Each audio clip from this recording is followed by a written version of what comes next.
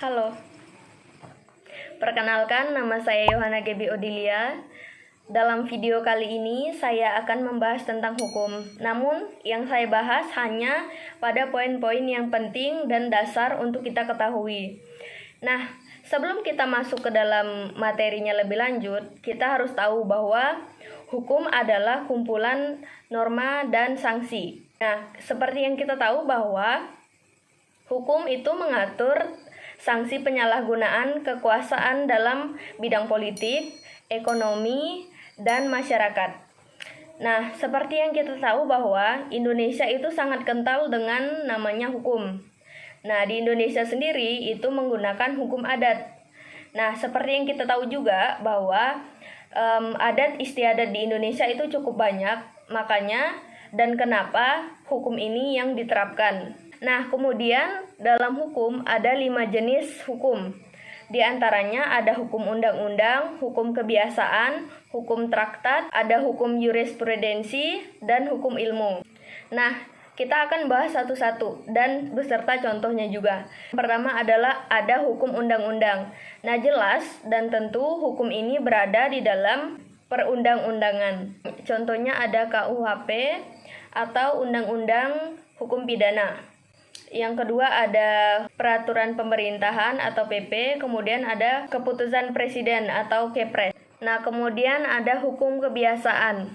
Adalah hukum yang bersifat tradisional, bisa juga disebut dengan hukum adat. Yang saya sebutkan di awal bahwa hukum adat itu sangat kental di Indonesia. Nah, hukum adat itu berkaitan dengan hukum kebiasaan, begitu. Kemudian adapun contohnya ada adat Batak, ada adat Jawa, ada adat Dayak yang kita sekarang didomisili di Kalimantan, begitu. Nah, kemudian ada hukum traktat. Adalah jenis hukum yang ditetapkan oleh negara-negara yang melakukan perjanjian atau suatu perjanjian. Nah, di sini contohnya misal Indonesia kan mempunyai perbatasan perairan dengan Malaysia. Nah, jika mereka ingin memanen hasil dari Indonesia, itu tuh harus membagi hasil yang mereka dapatkan kepada Indonesia.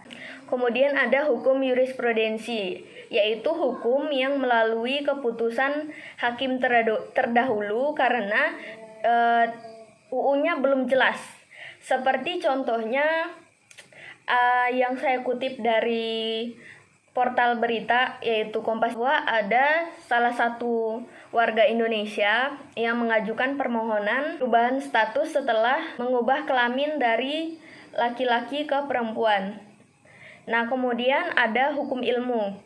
Nah, hukum ilmu ini lebih pada mata pelajaran yang dipelajari saat menekuni jurusan tersebut. Contohnya mencakupi hak asasi manusia, hukum kepemilikan, hingga hukum perdagangan. Nah, seperti yang kita tahu bahwa Indonesia sangat kental dengan hukum, namun mungkin ada beberapa yang tidak tahu bahwa hukum di Indonesia masih lemah karena kurangnya kebijakan dari para penegak yang bersangkutan. Nah, sebagai penerus bangsa dan negara, sebagai mahasiswa, patutnya kita nantinya mampu menegakkan hukum Indonesia kembali, mampu kita menguatkan hukum Indonesia kembali, Indonesia menjadi lebih tangguh.